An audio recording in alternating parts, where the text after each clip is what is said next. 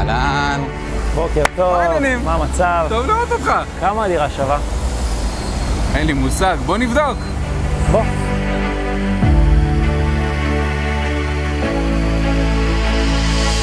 אז זאת הדירה שלי, קניתי אותה לפני 7 שנים, פה בשכונת נווה שאנן, ואני רוצה לדעת כמה היא שווה היום.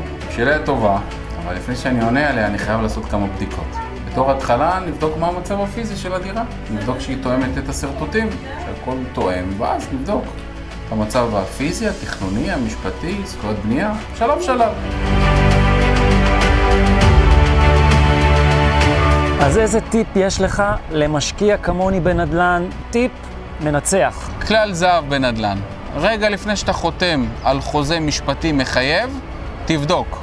סוף מעשה במחשבה תחילה. מה הכוונה? לבדוק האם יש זכויות בנייה לא מנוצלות, האם יש חריגות בנייה, כמוכר אתה רוצה לדעת כמה יישאר לך בנטו, איזה מיסים אתה חשוף אליהם, האם יהיה היטל השבחה, האם יהיה מס שבח. טוב, תכלס, אחרי כל הבדיקות וכל הזה, כמה הדירה שווה? אז זהו, שאנחנו רק בתחילת הבדיקות. עוד לא הגענו למצב המשפטי, עוד לא בדקנו את המצב התכנוני, היום רק בדקנו את פרטי הגמר והתאמה להיתר. עכשיו העבודה האמיתית מתחילה מול המחשב. זאת אומרת שאני בודק את הטבעות, את התוכניות בניין עיר בסביבה, אני בודק סקר מחירים לעסקאות שנסגרו בפועל וגם כמה מבקשים מי שרוצה למכור, ורק אחרי שאני בודק את המצב המשפטי וקורא את התקנון של בית משותף, רק אז אני מתחיל להתכוונן לכיוון השווי. כרגע, סורי, אין לי תשובה. טוב, תודה לך. אנחנו נהיה בקשר.